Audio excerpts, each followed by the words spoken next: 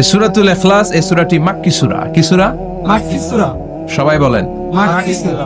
মাক্কি সূরা। হিজরতের আগে যে সূরাগুলো নাজিল হয় এগুলোকে আমরা বলি মাক্কি। হিজরতের পরে যে সূরাগুলো নাজিল হয়েছে এগুলোকে আমরা বলি মাদানী। তার মানে এই সূরাটা নাজিল হয়েছে হিজরতের আগে না পরে? আগে। হিজরতের আগে নাজিল হয়েছে এই সূরাটি। এই সূরার আয়াত সংখ্যা মাত্র 4টি। কয়টি? 4টি। চিল্লায় বলেন কয়টি? 4টি। এই সূরাটি কোরআনের 112তম সূরা। ধারাক্রম অনুসারে 112 নম্বর সূরা। এই সূরায় শব্দ আছে 15টি, অক্ষর আছে 47টি। শব্দ কয়টা? 15টি। অক্ষর কয়টা? 47টি। আবার বলেন শব্দ, 15। অক্ষর। 47। অনেক মহিমান্বিত একটি সূরা, অনেক বরকতের একটি সূরা। মা বোনদের যাদের কানে আমার মাইকের আওয়াজ যাচ্ছে আপনারাও খেয়াল করে শুনেন। এই সূরাটির তাফসীর অত্যন্ত জরুরি তাফসীর। এই সূরাটির নাম হচ্ছে সূরাতুল ইখলাস। কিন্তু শুধু সূরাতুল ইখলাসই এই সূরার নাম নয়। এই সূরার আরো চমৎকার কিছু সুন্দর সুন্দর নাম আছে। এই সূরার একটা নাম হচ্ছে সূরাতুত তাওহীদ। কি নাম? চিল্লায় বলেন কি নাম? তাওহীদেরই মুর্শিদ আমার মুহাম্মাদের নাম বলো, মুহাম্মাদের নাম। আল্লাহর নাম জপলে বুঝতে পারি আল্লাহরই কালাম, বলো মুহাম্মাদের নাম। পড়েন সবাই। তাওহীদেরই মুর্শিদ আমার মুহাম্মাদের নাম বলো, মুহাম্মাদের নাম। আল্লাহর নাম জপলে বুঝতে পারি আল্লাহরই কালাম, বলো মুহাম্মাদের নাম। আল্লাহু আকবার। আল্লাহু আকবার। তার মানে এই সূরার একটা নাম হচ্ছে তাওহীদ। তাওহীদ মানে একত্ববাদ, ওয়াননেস অফ দ্য ক্রিয়েটর। স্রষ্টা যে একজন, এই ব্যাপারে আমাদের কোনো সন্দেহ আছে? না। কথা বলেন। না। আমাদের রব কয়জন? একজন। স্রষ্টা কয়জন?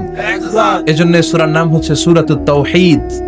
একত্ববাদের ধারণা, আল্লাহ যে একজন, এই কথাটা এই সূরার ভেতরে চমৎকার ভাবে বর্ণনা করেছে কে? আর তাওহীদের বিপরীত হলো শিরক। শিরক হলো ভয়ঙ্করতম একটা রোগের নাম। ক্যান্সারের অ্যান্সার হয়, শিরকের কোনো অ্যান্সার হয় না। জোরে বলেন ঠিক কিনা? এজন্য আমরা যত ইবাদত করার জন্য নিয়ত করি, আল্লাহ প্রথমে বলেন শিরক করো কিনা আগে সেটা বলো। প্রথমে তুমি শিরক থেকে নিজেকে মুক্ত করার ঘোষণা দিয়ে দাও, তারপরে ইবাদত শুরু করো। ইবাদতটা তখন কবুল করে নিবে কে? এজন্য আমরা যখন নামাজে দাঁড়াই আল্লাহ বলে শিরক করো নাকি? আমরা বলি ওয়াজ্জাহাতু ওয়াজহিয়া লিল্লাযী ফাতারাস সামাওয়াতি ওয়াল আরদা হানিফান ওয়া মা আনা মিনাল মুশরিকিন। ওমা আনা মিনাল মুশরিকিন। আল্লাহ আমি শিরক করি না, শিরকের সাথে আমাদের কোনো সম্পর্ক। আবার যখন ইজার আর রিদা পরে জিলহজ মাসে হজের জন্য আরাফাতের ময়দানে আমরা চলে যাই, আল্লাহ বলেন হজের ঘোষণা পরে দাও, আগে ঘোষণা দাও শিরক করো নাকি? আমরা তখন ঘোষণা দেই লাব্বাইক আল্লাহুম্মা লাব্বাইক। পড়েন না? লাব্বাইক আল্লাহুম্মা লাব্বাইক, লাব্বাইক লা শারীকা লাক লাব্বাইক, ইন্নাল হামদা ওয়ান নি'মাতা লাকা ওয়াল মুলক লা শারীকা লাক। পড়েন লাব্বাইক আল্লাহুম্মা লাব্বাইক, লাব্বাইক লা শারীকা লাক লাব্বাইক, ইন্নাল হামদা ওয়ান নি'মাতা লাকা ওয়াল মুলক লা শারীকা লাক। আমরা বলি লা শারীকা লাক, ঠিক কি না? আমরা যখন হজের জন্য দাঁড়াই আল্লাহ বলে হজ পরে করো, আগে বলো শিরক করো নাকি? শিরকের সাথে সম্পর্ক আছে নাকি? আমরা বলি লা শারীকা লাক, আপনার সাথে কোনো ধরনের শরীক আমরা করি। তার মানে শিরক হচ্ছে ভয়ঙ্কর অপরাধ।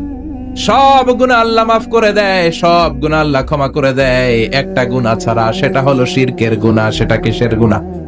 কথা বলেন। এজন্য চাইতে হবে একজনের কাছে, তিনি কে? মাফ করতে পারে একজন, তিনি কে? মনের বাসনা পূরণ করতে পারে একজন, তিনি কে? বিপদ থেকে রক্ষা করতে পারে একজন, তিনি কে? নির্বাচনে বিজয় দিতে পারে একজন, তিনি কে? এজন্য চাইতে হবে কার কাছে? এটার নাম হচ্ছে তাওহীদ। এটার নাম কি? তাওহীদ। তার বিপরীত হচ্ছে শিরক। বিষ্ণু বলেন আখফা মিন দাবিবিন নামাল, পিঁপড়ার গুটি গুটি পায়ের চেয়েও সূক্ষ্ম হচ্ছে শিরক। পিঁপড়া যেমনি মিষ্টির দোকানের ভেতরে, মিষ্টির বক্সের ভেতরে গুটি গুটি পায়ে ঢুকে যায় আর মিষ্টিগুলোকে নষ্ট করে দেয়, ঠিক তেমনি শিরক গুটি গুটি পায়ে ভাইরাসের মতো মানুষের দেহের ভেতরে ঢুকে তার ঈমান আমল সবকিছুকে বরবাদ করে দেয়। চিল্লায় বলেন ঠিক কিনা? এজন্য আল্লাহ ডেকে বলেন, গোলাম, কিয়ামতের কঠিন ময়দানে পাহাড় পরিমাণ গুনাহ নিয়ে যদি তোমরা আমার কাছে আসো, আর ওই পাহাড় পরিমাণ গুনার ভেতরে যদি কোনো শিরকের গুনাহ না থাকে, তাহলে আমি আল্লাহ পাহাড় পরিমাণ ক্ষমা নিয়ে তোমার কাছে হাজির হয়ে যাব। পাহাড় পরিমাণ গুনাহ, কিন্তু এই গুনাতে শিরকের গুনাহ নাই, অন্য গুনাহ। তাহলে পাহাড় পরিমাণ ক্ষমা নিয়ে আমাদের কাছে হাজির হয়ে যাবে কে? এটার নাম হচ্ছে তাওহীদ, এক আল্লাহ বিশ্বাস করা। এজন্য সূরাতুল ইখলাসে শুধু সূরাতুল ইখলাসের নাম নয়, এই সূরার আরেকটা নাম হচ্ছে সূরাতুত তাওহীদ। চিল্লায় বলেন কি নাম? সবাই বলেন কি নাম? আবার এই সূরার আরেকটা নাম হচ্ছে সূরাতুল মা'রিফা। কি নাম? সবাই বলেন, আরো জোরে বলেন, সূরাতুল মা'রিফা। মা'রিফা মানে জানা বা চেনা। এই সূরা পড়লে আল্লাহরে জানা যায়, এই সূরা পড়লে আল্লাহরে চেনা যায়, এই সূরা পড়লে আল্লাহর পরিচয় পাওয়া যায়। এই জন্য সূরার নাম হচ্ছে মা'রিফা। এই সূরার নাম কি? সূরাতুল মা'রিফা। কিন্তু আমরা এটার নাম দিছি মারেফত, মাইরের পথ। এগুলোর মাইর দিতে হবে। নামাজ নাই, রোজা নাই, লাল শালু পড়ে থাকে, চুলে ঝুটি বেঁধে থাকে, আছে না নাই? দিল বান্দা কালমা চোর, না পায় শ্মশান না পায় ঘোর, দিন থাকিতে আয়রে পথে ছাইড়া দে ভণ্ডামি, ভণ্ডামি ভণ্ডামি ভণ্ডামি, ছাইড়া দে ভণ্ডামি। নামাজ কালাম পড়ে না, ইবলিশ শয়তানের নানা। এরকম আছে না নাই? নামাজ রোজা নাই, এদের নামাজ লাগে না, রোজা লাগে না, শরিয়া লাগে না, ইসলাম লাগে না, সুন্নাহ লাগে না, চুলে জট পাকানো, গোসলও করে না। এমন পীর নাকি আছে সারা বছর গোসল করে না। হ্যাঁ, খাটাস, খবিস, সারা বছর গোসল করে না। সারা বছর নাকি গোসল করে না, বছরে একবার গোসল করে, আর ওই গোসলের পানি বরকতের নিয়তে মুরিদরা সব খায় ফেলায়। নামাজ কালাম পড়ে না, ইবলিশ শয়তানের নানা, ধর্মের একখান খুঁটি ধইরা কয়দিন করবা হয়রানি, ভণ্ডামি ভণ্ডামি ভণ্ডামি, ছাইড়া দে ভণ্ডামি। দোদেল বান্দা কালমা চোর, না পায় শ্মশান না পায় ঘোর, দোদেল বান্দা কালমা চোর, না পায় শ্মশান না পায় ঘোর, দিন থাকিতে আয়রে পথে ছাইড়া দে ভণ্ডামি, ভণ্ডামি ভণ্ডামি ভণ্ডামি, ছাইড়া দে ভণ্ডামি। ঠিক কি না? এগুলোর সাথে ইসলামের সম্পর্ক নাই, এগুলোরে মারেফা বলে না, ওরা নাম দিছে মারেফত, আসলে মাইরের পথ। কথা বলেন ঠিক কিনা? মাইরের উপরে কোনো ওষুধ নাই, মাইরের মধ্যে ভিটামিন আছে। এজন্য বাংলাদেশের সুন্দর একটা কথা বলে যে সোজা আঙ্গুলে সবসময় ঘি ওঠে না, আঙ্গুল মাঝে মাঝে বাঁকা করতে হয়। এই বেয়াদব গুলারে শিক্ষা দিতে হলে ওই মাইরের পথে আপনাদেরকে যেতে হবে, ছিন্ন বিচ্ছিন্ন করে দিতে হবে, এদের সংঘবদ্ধ অবস্থানকে সরকার করে দিতে হবে, তাহলে দেখবেন সব সোজা হয়ে যাবে। চিল্লায় বলেন ঠিক কিনা? লা রুহবানিয়াতা ফিল ইসলাম, ইসলামের সন্ন্যাসবাদ নেই। Islam it's a very all encompassing social system. এটা হচ্ছে একটা ব্যালেন্সড রিলিজিয়নের নাম। মন গড়া কিছু করলেই আল্লাহর দরবারে সেটা কবুল হবে। এক সাহাবী ঘোষণা দিল, সারা রাত তাহাজ্জুদ পড়বো, রাত্রে আমি ঘুমাবো না। আরেক সাহাবী বলল, আমি বিয়ে করেছি কিন্তু বউয়ের কাছে যাব। আরেক সাহাবী বলল, আমি সারা বছর রোজা রাখবো, একটা রোজাও ভাঙবো না, একটা রোজাও ভাঙবো না। বিশ্বনবী শুনে রেগে গেলেন। বিশ্বনবী বললেন, কারা কারা এই ঘোষণা দিয়েছো যে সারা বছর রোজা রাখবা? সারা বছর রোজা রাখার সিস্টেম ইসলামে নাই। এটাকে আরবিতে বলে সাওমে ভিসাল। কি বলে? সারা বছর রোজা রাখলে কোনো সওয়াব হবে? কথা কন, হবে? কোনো সওয়াব হবে না। সারা রাত তাহাজ্জুদ পড়লে সওয়াব হবে? কোনো সওয়াবই নেই। আপনাকে ঘুমাতে হবে, আবার তাহাজ্জুদও পড়তে হবে, আবার ঘুমাতে হবে, আবার ফজরের নামাজে প্রথম কাতারে থাকতে হবে। চিল্লায় বলেন ঠিক কি না? এজন্য ইসলাম হলো ভারসাম্যপূর্ণ জীবন বিধান। ছেলে মেয়ে রেখে দিয়ে, সমাজ রেখে দিয়ে, কাজকর্ম রাজ্য রেখে দিয়ে আপনি সন্ন্যাসী সেজে বসে থাকলেন, এটার নাম ইসলাম না। বিশ্বনবী হচ্ছে গোটা বিশ্বের মানুষদের জন্য model, as a teacher, as a father, as a commander, as a messenger, as a lawgiver, as a lawmaker, as a reformer of the society, as a philosopher. Muhammad is the superman of the world. চিল্লায় কোন ঠিক কি না? তিনি শিক্ষক হিসেবেও সেরা, তিনি বাবা হিসেবেও সেরা। তিনি সাইয়্যিদাতুনা ফাতিমাকে এত ভালোবাসতো, বিশ্বনবী বলতেন, ফাতেমা আমার কলিজার টুকরা, যে ফাতেমারে কষ্ট দেয় সেজন্য আমি বিশ্বনবীরে কষ্ট দেয়। সফরে গেলে সবার শেষে ফাতিমার সাথে দেখা করে সফরে বেরোতেন, আবার সফর শেষ করে ঘরে ঢোকার সময় সবার আগে বিশ্বনবী ফাতেমার সাথে দেখা করে নিতেন। কি সুন্দর ফ্যামিলি লাইফ। তার মানে বাবা হিসেবে সেরা, আবার নানা হিসেবে সেরা। হাসান হুসাইন ছিল রায়হানা চাইন, বিশ্বনবীর পারফিউম। বিশ্বনবী বলতেন, রায়হানা চাইনি ফিদ দুনিয়া। হাসান এবং হুসাইন হলো দুনিয়ার বুকে আমার সুগন্ধি। হাসান হুসাইনের দেহের মধ্যে এমন কোন জায়গা নাই যেই জায়গায় বিশ্বনবীর দুইটা ঠোঁট লাগে নাই। হাসান হুসাইনের দেহের প্রতিটা জায়গায় বিশ্বনবী চুমু দিয়েছেন। হাসান কোলে উঠলে হুসাইন উঠতে চাইতো, হুসাইন উঠতে চাইলে হাসান উঠতে চাইতো। বিশ্বনবীকে ঘোড়া বানিয়ে হাসান কাঁধে উঠতো, আবার হাসানকে নামিয়ে দিয়ে হুসাইন কাঁধে উঠতো। তার মানে নানা হিসেবে সেরা। জুড়ে বলেন ঠিক কিনা? নবী হিসেবে সেরা। বিশ্বনবীর সাথে গোটা বিশ্বের কোন নবীর কোন তুলনা চলে নাকি? কোন তুলনা চলে না। সব দিক দিয়ে তিনি সেরা, সবার জন্য আদর্শ। এই জন্য ইসলাম হচ্ছে it's a very balanced religion, ভারসাম্যপূর্ণ জীবন বিধান। আপনার যা মন চাইবে মারেফতের নামে আপনি চাইলেই করতে পারবেন। বিশ্বনবীর শেখানো সুন্নাহ পথে চললে অল্প করলে এটাতে বরকত দিবে কে? আল্লাহ। অল্পতেও সওয়াব দিবে কে? এজন্য সূরার একটা নাম হলো সূরাতুল মা'রিফা। মা'রিফা মানে জানা বা চিনা। এই সূরা পড়লে আল্লাহরে জানা যায়, এই সূরা পড়লে আল্লাহকে চেনা যায়। চিল্লায় বলেন ঠিক কিনা? তার মানে দুইটা নাম জানলাম, একটা হচ্ছে সূরাতুত তাওহীদ। চিল্লায় বলেন কি নাম? চিল্লায় কইছেন? চিল্লায় বলেন কি নাম? দুই নম্বরে হলো সূরাতুল মা'রিফা। কি নাম? তিন নম্বর হলো সূরাতুস সমাদ। সূরাতুল ইখলাসের আরেক নাম সূরাতুস সমাদ, কারণ সমাদ শব্দটা এই সূরার ভেতরে আছে না নাই? কুল হুয়াল্লাহু আহাদ আল্লাহুস সামাদ লাম ইয়ালিদ ওয়া লাম ইউলাদ ওয়া লাম ইয়াকুল লাহু কুফুয়ান আহাদ। তার মানে সমাদ কার নাম? চিল্লায় বলেন। আল্লাহর নাম। সমাদ হচ্ছে আল্লাহর নাম। সমাদের বিপরীত হচ্ছে সনাম। সমাদ শব্দের বিপরীত কি? সনাম মানে মূর্তি। সনাম মানে কি? স্ট্যাচু। সনাম মানে মূর্তি।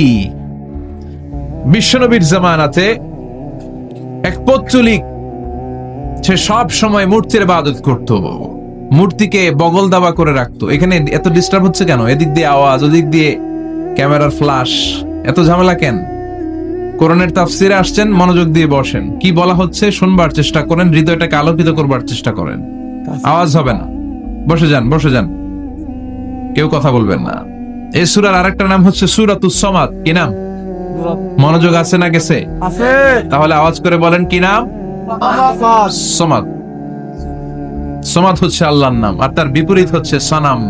তার বিপরীত কি? সনাম। সনাম মানে মূর্তি।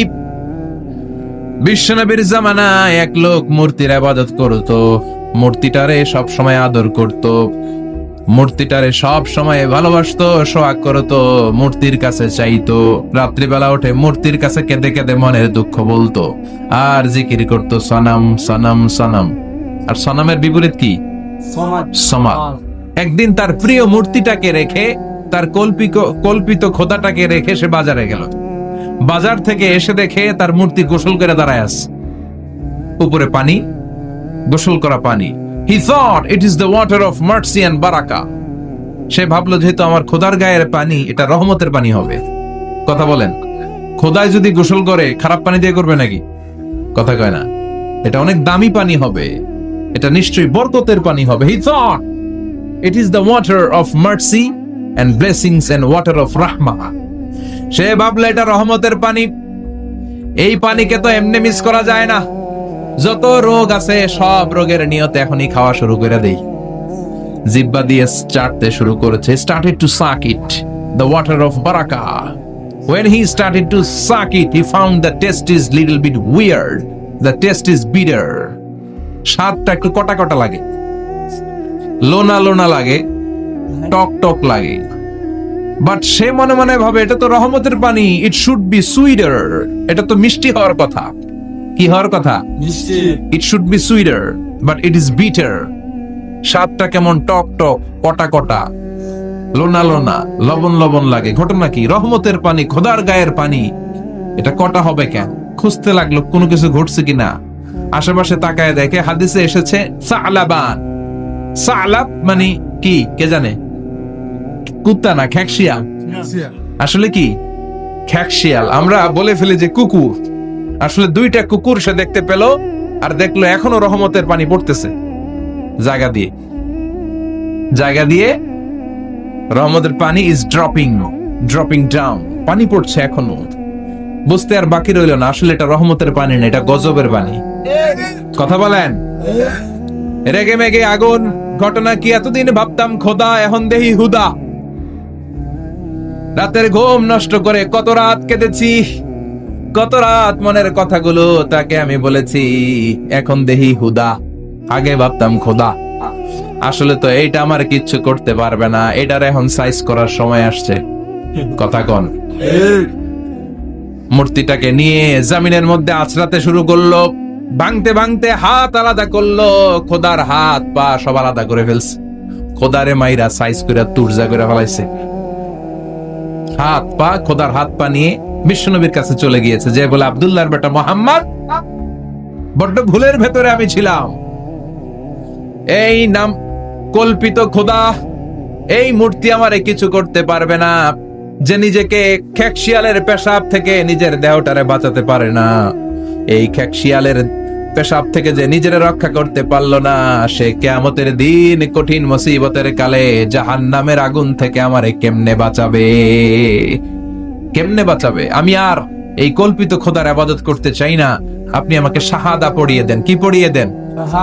ঝিনুকের ভেতর লুকিয়ে থাকে যেমন মতি, ঝিনুকের ভেতর লুকিয়ে থাকে যেমন মতি, কলমা শাহাদাতে আছে আল্লাহর জ্যোতি, কলমা শাহাদাতে আছে আল্লাহর জ্যোতি। পড়েন সবাই। ঝিনুকের ভেতর লুকিয়ে থাকে যেমন মতি, ঝিনুকের ভেতর লুকিয়ে থাকে যেমন মতি, কলমা শাহাদাতে আছে আল্লাহর জ্যোতি, কলমা শাহাদাতে আছে আল্লাহর জ্যোতি। পড়েন আল্লাহু আকবার। এসে বলে আব্দুল্লাহর বেটা মুহাম্মদ, আর আমি এই কল্পিত মূর্তির ইবাদত করতে চাই না, আমারে পড়িয়ে দেন লা ইলাহা ইল্লাল্লাহু মুহাম্মাদুর রাসূলুল্লাহ সাল্লাল্লাহু আলাইহি ওয়াসাল্লাম। কালিমা পড়ে মুসলমান হয়ে গিয়েছে। তার মানে এই সূরার আরেকটা নাম হচ্ছে সূরাতুস সামাদ।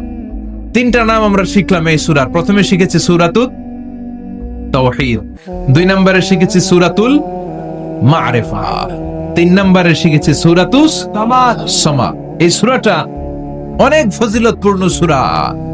বিশ্বনবী এই সূরাটাকে বড্ড বেশি ভালোবাসতেন। বিশ্বনবী সাল্লাল্লাহু আলাইহি ওয়াসাল্লাম ফজরের যে 2 রাকাত সুন্নাত, মাগরিবের যে 2 রাকাত সুন্নাত, এই সুন্নাত নামাজে এই সূরাটা পড়তেন। জোরে পড়েন সুবহানাল্লাহ। আবার যারা হজ উমরা করতে গিয়েছেন, তাওয়াফ করা লাগে, ফরজ তাওয়াফ আছে, নফল তাওয়াফ আছে, 7টা টার্ন করা লাগে। হাজরে আসওয়াদ থেকে শুরু করে আবার হাজরে আসওয়াদ পর্যন্ত 1 চক্কর, এরকম 7টা চক্কর দিলে হয় একটা তাওয়াফ। সব নবীরা, সব আল্লাহর ওলিরা, পৃথিবীর সব মুসলমানরা আল্লাহর এই ঘরকে কেন্দ্র করে প্রতিদিন তাওয়াফ করে। কোন সুবহানাল্লাহ। এবং তাওয়াফের এই ইবাদতটা পৃথিবীর শুধু ওই এক জায়গায় করা যায়। নামাজ পৃথিবীর সব জায়গায় পড়া যায়, ঠিক কিনা? মসজিদুল হারামেও পড়া যায়, বাংলাদেশেও পড়া যায়।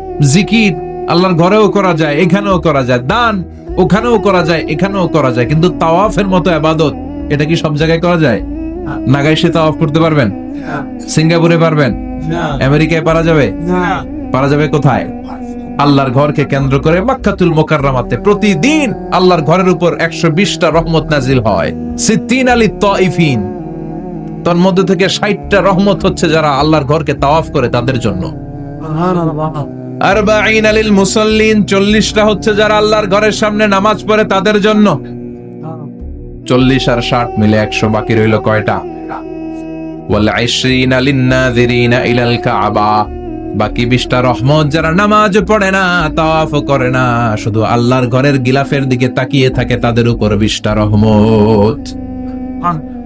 বিষ্ণু ঈসা ইসলাম তাওয়াফ করার পরে 2 রাকাত নামাজ পড়তে হয়। এই 2 রাকাত নামাজের দ্বিতীয় রাকাতে সূরাতুল ইখলাস পড়তেন, প্রথম রাকাতে পড়তেন সূরাতুল কাফিরুন। তাওয়াফের সালাতে প্রথম রাকাতে কোন সূরা?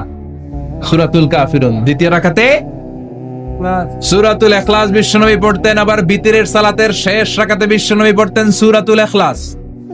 বিতরের সালাত পড়বেন কয় রাকাত?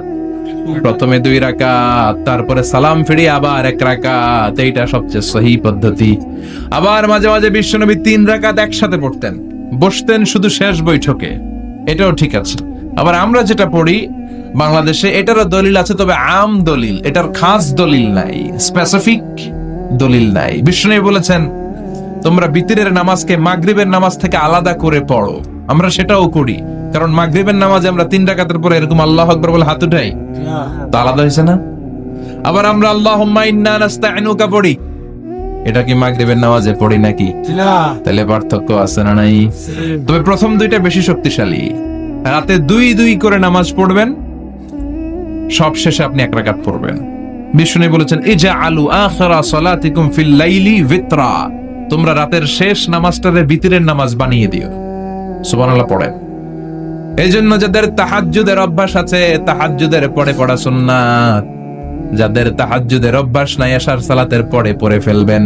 ইন্নাল্লাহা বিতরুন ইউহিব্বুল বিতরা, আল্লাহ নিজে বেজোর, তাই বেজোরকে তিনি পছন্দ করেন। এজন্য দিনের নামাজ, রাতের নামাজ সবই বেজর। সারা দিন যা পড়লেন, মাগরিবের 3 রাকাত পড়ার মধ্য দিয়ে সব বেজর হয়ে যায়। আবার রাতে 4 রাকাত, 2 রাকাত করে যত নামাজ পড়লেন, শেষে 1 রাকাত বেতের দিয়ে বা 3 রাকাত বেতের দিয়ে সব বেজর হয়ে যায়। এই 3 রাকাত বেতের নামাজের সর্বশেষ রাকাতে বিশ্বনবী এই ছোট্ট সূরাটা পড়তেন। সুবহানাল্লাহ পড়বেন না? এই আমলগুলো করতে রাজি আছেন তো? মনে থাকবে সবার?